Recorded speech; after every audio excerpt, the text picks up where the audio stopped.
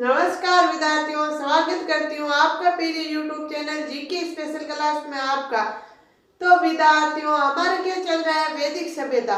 हमारा वैदिक सभ्यता चल रही है। वैदिक सभ्यता आपको पता है कल तक हमारे क्या पूर्व वैदिक काल चल रहा है। पूर्व वैदिक काल और उत्तर वैदिक काल दो है, आपको मैंने समझाया था वैदिक सभ्यता में। तो पूर्व वैदिक काल में हम क्या पढ़ रहे थे? पूर्व वैदिक काल का राजनीतिक जीवन हमने कंप्लीट पढ़ लिया। फिर हमने पढ़ा था पूर्व वैदिक काल का सामाजिक जीवन। एक दो दिन में हमारे वो भी पूर्ण हो गए। आज हम ले रहे हैं पूर्व वैदिक काल का धार्मिक जीवन। क्या ले रहे हैं विद्यार्थियों? पूर्व वैदिक काल का धार्मिक जीवन क्या है?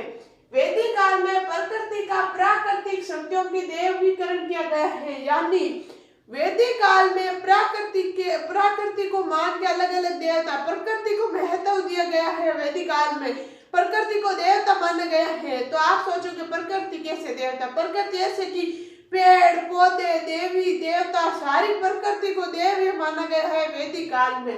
फिर क्या है? वैदिक काल में देवताओं का मानवीकरण किया गया है। वैदिक काल में देवताओं का मानवीकरण किया गया है विद्यार्थियों। एक बात आपको मैं बता रही हूँ, आप सर्च कर लेना। जितना डिटेल से आपको मैं लिखा रही हूँ इतना कोई ना तो आपको कोई लिखाएगा ना कोई समझाएगा। मैं आपको हर एक बिंदु लिखा रही हूँ। आप चाहे फोन में सर्च कर लेना, बड़ी बड़ी कोचिंगों में नहीं लिखाते। तो विद्यार्थियों ऐसे मैं सोचना ये क्या है, ऐसी है, ऐसे नहीं विद्यार्थियों। आप जो जितनी क्लास से मैं ले रही हूँ उनमें से आप पिछले एग्जामों के पेपर उठा के देख लेना। एक भी ऐसा पर्सन नहीं जो मैं जो पढ़ा रही हूँ उससे बाहर गया है। एक पर्सन आपके इसी में आएंगे। फिर वैदिक काल में देवताओं का मानवीकरण किया गया है। फिर वैदिक कालीन लोग बहुदेववादी थे, यानी कि बहुत सारे देवताओं की पूजा करते थे। फिर ये वैदिक काल में निम्न प्रकार से देवताओं का वर्गीकरण किया गया है, यानी कितने भागों में, अलग अलग भागों में देवताओं को बांटा गया है। कैसे देवताओं का वर्गीकरण देखो? पृथ्वी के देवता, आकाश के देवता, अंतरिक्ष के देवता। पृथ्वी के देवता, आकाश के देवता, अंतरिक्ष के देवता कौन कौन से हैं? आपको दिखाई तो दे रहा है ना? दे रहा है। पृथ्वी के देवता कौन से हैं? अग्नि है, पृथ्वी है, सोम है, बृहस्पति है, सरस्वती है। ये है विद्यार्थियों पृथ्वी के देवता। कौन कौन से? अग्नि, पृथ्वी, सोम, बृहस्पति, सरस्वती। ये है विद्यार्थियों पृथ्वी के देवता। कितने हैं? 1 2 3 4 5 देवता।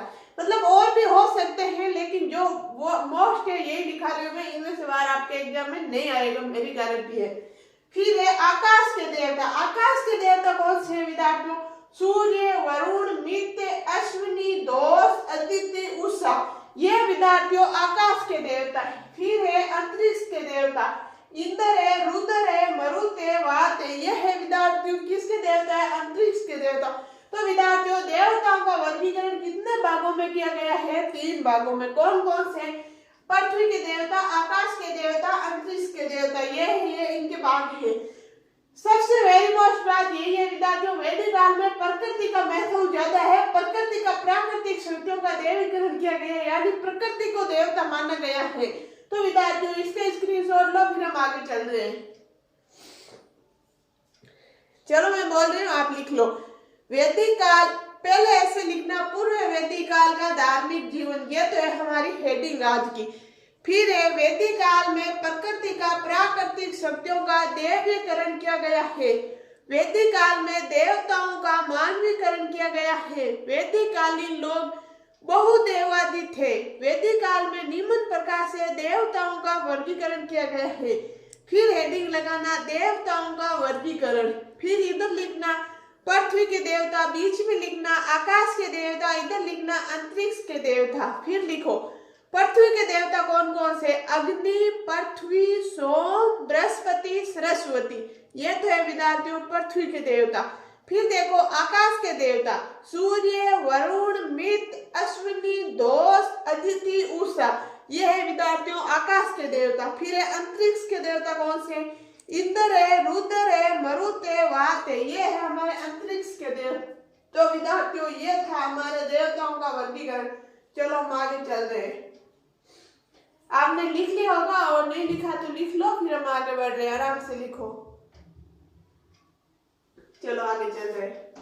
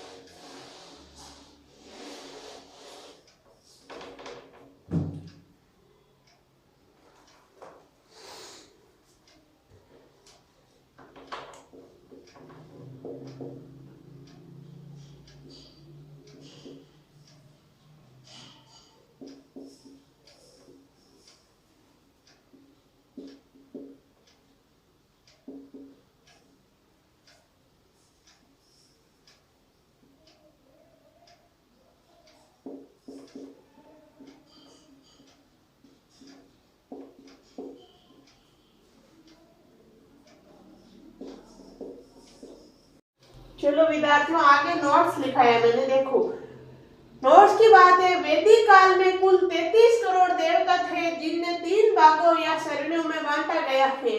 वैदिक काल में विद्यार्थियों कुल कितने देवता थे? 33 करोड़ देवता थे। 33 करोड़ देवताओं को 3 भागों में बांटा गया। 3 भाग कौन कौन से? अभी आपको मैंने बताया था 3 भागों से, पृथ्वी है, आकाश है, अंतरिक्ष है, यानी 3 भागों में देवता को बांटा गया है। वैदिक काल में कुल 33 करोड़ देवता थे जिन्हें 3 भागों में बांटा गया है। 3 वर्गों में शामिल देवता अग्नि है, तीनों वर्गों में, यानी अग्नि ऐसे देवता जो तीनों वर्गों में शामिल है। तो विद्यार्थियों प्रश्न ऐसा आएगा, ऐसे कौन से देवता है जो तीनों वैदिक काल के तीनों वर्गों में शामिल है? कौन सा है? अग्नि। कौन सा है? अग्नि। कौन सा है? अग्नि। अग्नि तीनों वर्गों में शामिल है। इसका स्क्रीनशॉट लो, फिर हम आगे चल रहे हैं।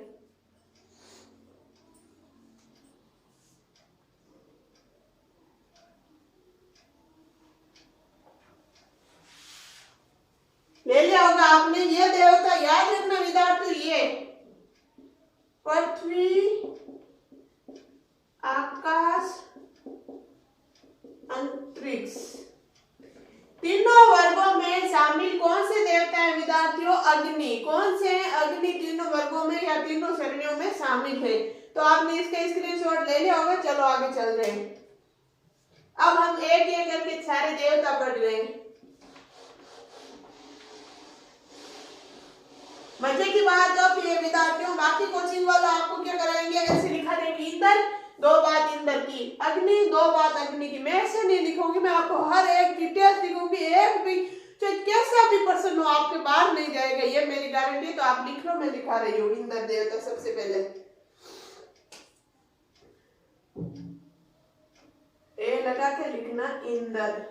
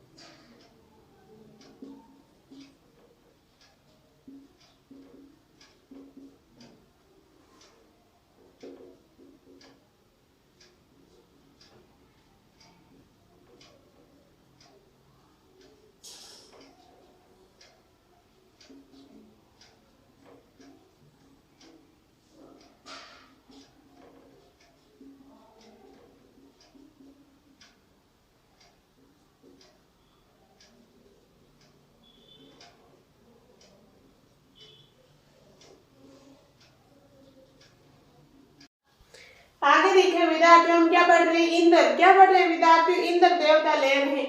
यह पूर्व वैदिक काल का सर्वप्रमुख देवता है विद्यार्थियों। पूर्व वैदिक काल का सर्वप्रमुख देवता कौन सा है? इंद्र है। एक सेकंड, थोड़ी सी कुछ प्रॉब्लम आ रही है ना आपको दिखने में।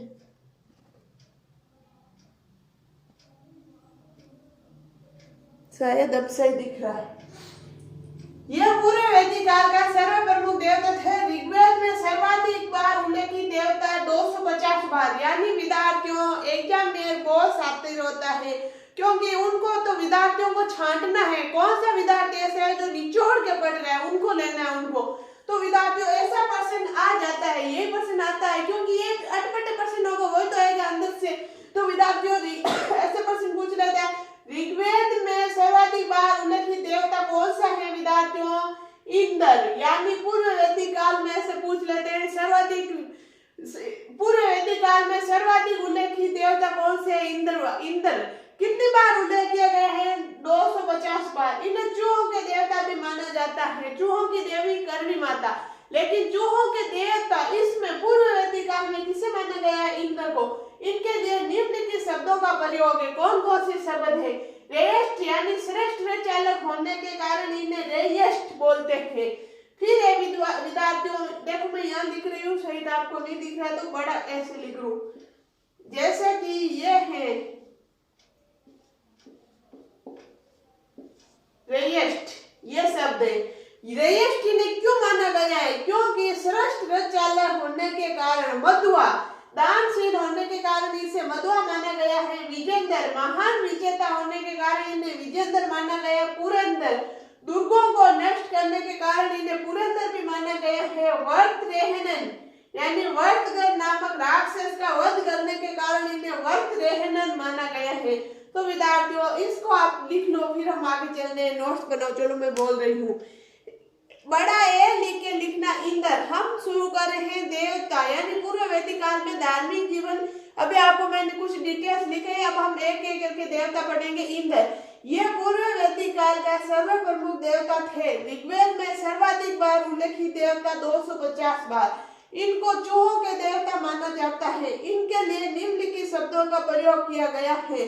रेयस्ट रेयस्ट यानी श्रेष्ठ चालक होने के कारण। मधुआ मधुआ दानशील होने के कारण। विजेंद्र महान विजेता होने के कारण इन्हें विजेंद्र बोलते थे। पुरंदर दुर्गों को नष्ट करने के कारण पुरंदर बोलते हैं। बृहद्रनन बृहद्गर नामक राक्षस का वध करने के कारण इसे बृहद्रनन बोलते हैं। तो विद्यार्थियों ये है हमारे इंद्र देवता, इसका आपने लिख लिया होगा। चलो आगे चल रहे हैं। तो प्रश्न ऐसे आएगा विद्यार्थियों, इंद्र को रेयस्ट क्यों बोलते हैं? श्रेष्ठ चालक होने के कारण। इंद्र को मधुआ क्यों बोलते थे? दानशील होने के कारण। इंद्र को आज थोड़ी सी प्रॉब्लम आ रही है, बार बार पता नहीं क्यों, तो उसके लिए मैं माफी चाहती हूँ। चलो तो विद्यार्थियों फिर इंद्र को विजेंद्र क्यों मानते हैं? महान विजेता होने के कारण। इंद्र को पुरंदर क्यों मानते हैं? दुर्गों को नष्ट करने के कारण। इंद्र को वर्तरेहनन क्यों मारते हैं? बृहद नामक राक्षस का वध करने के कारण। तो यह था विद्यार्थियों हमारे इंद्र। ऐसे ही हम कंटिन्यू